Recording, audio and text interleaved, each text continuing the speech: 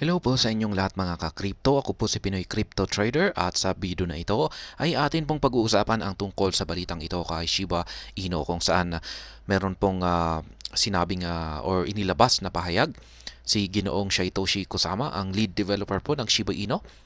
Yan, ito po ay may kinalaman sa Shibarium. Yan, kay Shibarium po kung saan ay meron na naman po itong nakamit na isang milestone. O ito ay parang isang achievement.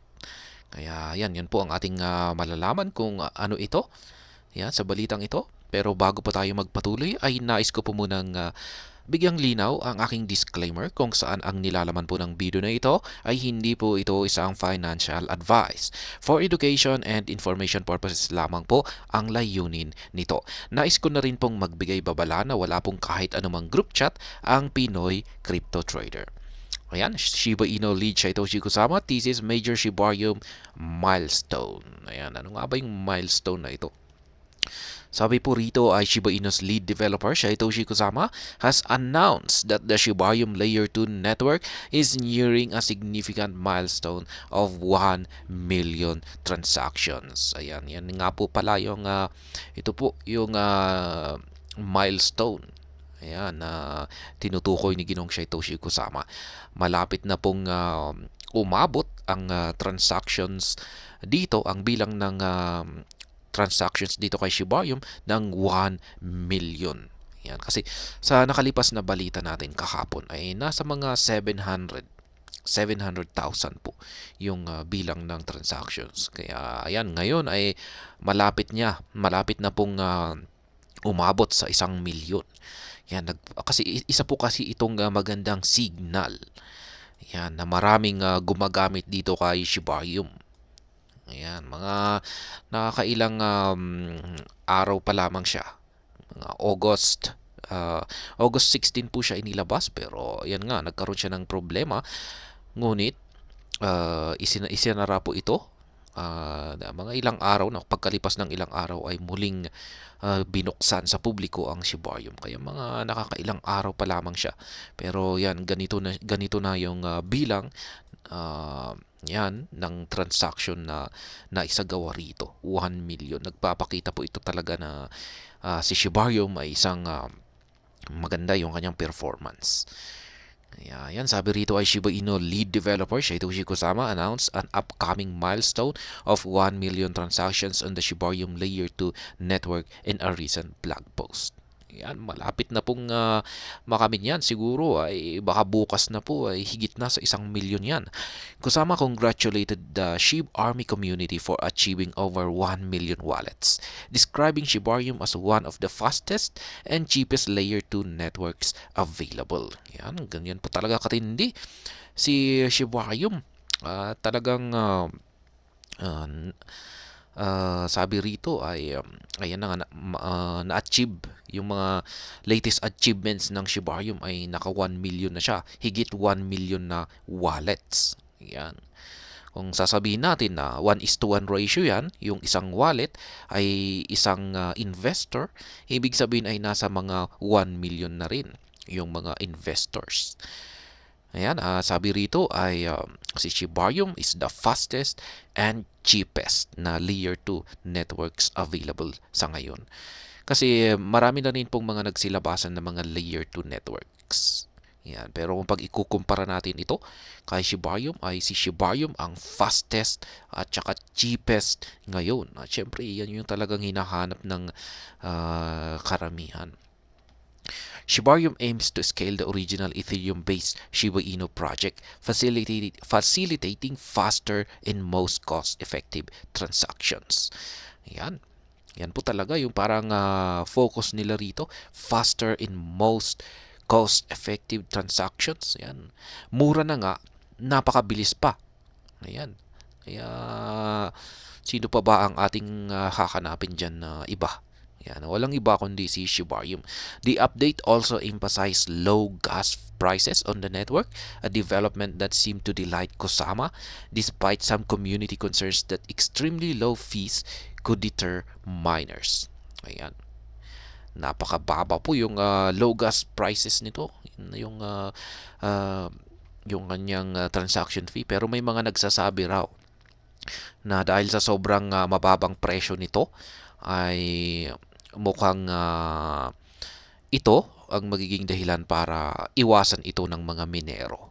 Yan, mga miners. Ito po yung mga nagmimina. Yan, para kumita ng crypto. Yan, mga miners. At sila po yung nakakatulong sa transaction para mas mapabilis ito. Kaya yan, maraming concern dahil dyan. The update highlighted the availability of a hosted version of the Black Scout Explorer on Shibarium Scan, allowing users to perform their own research and verify contracts. Ayan.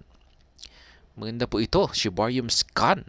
Kasi tayong mga users ay tayo na rin po ay pwedeng mag-research at i-verify natin yung contracts na ginagamit ng Shibarium.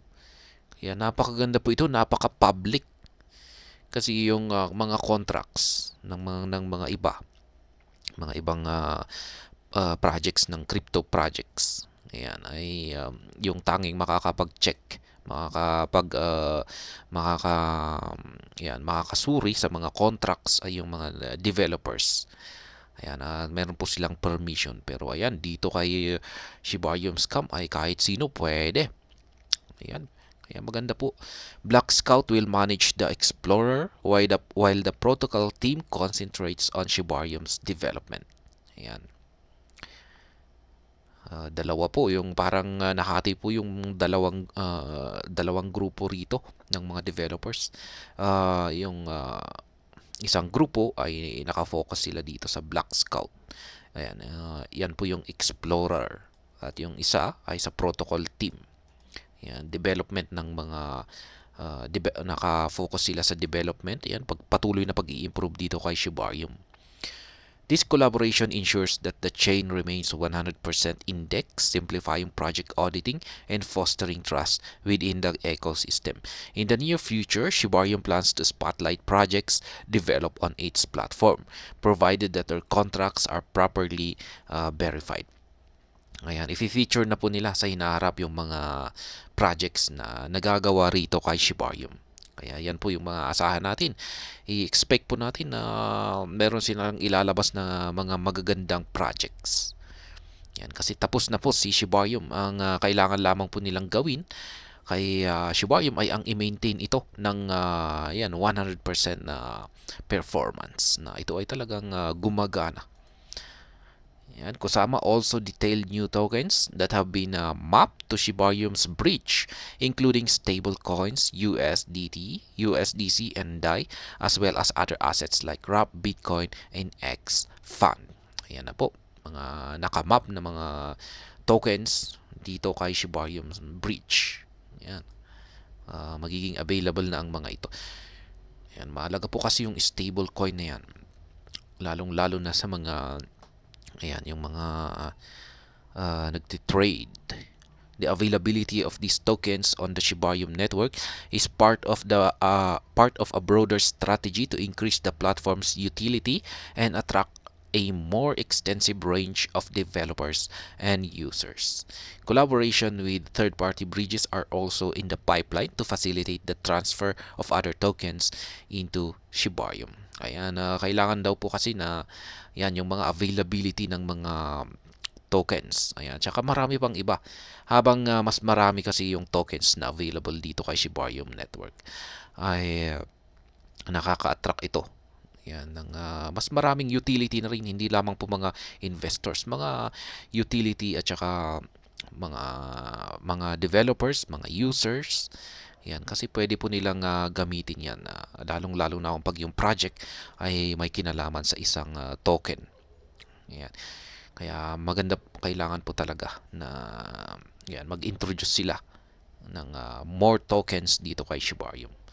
Yan, yung availability ng more tokens.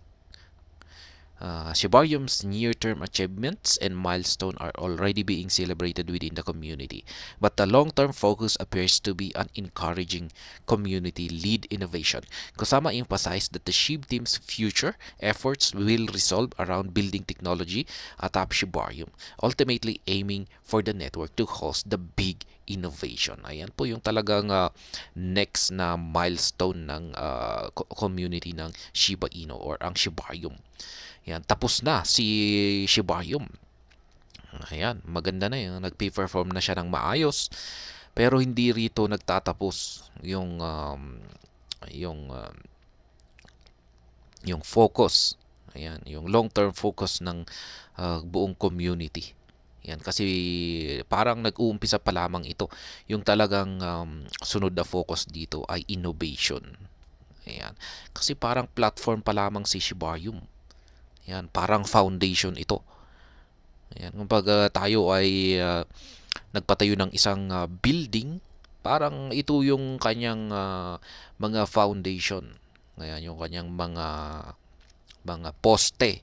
Ayan. Kaya kailangan nating simulan. Ayan, na mag-innovate at gumawa ng mga projects. Ayan, para matapos yung mabuo yung building na itinatayo. Ayan, parang ganyan. Kaya yung sunod ay innovation. Ayan, next big move is an innovation. Ayon po yan sa mga developers ng Shiba Inu. Ayan.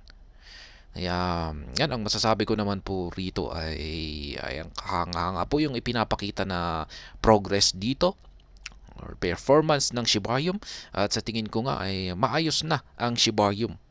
Yan, nagpi-perform na, nag-ooperate na ito ng maayos gaya ng inaasahan ng lahat ng mga developers at lahat ng buong community ng Shiba Inu ecosystem.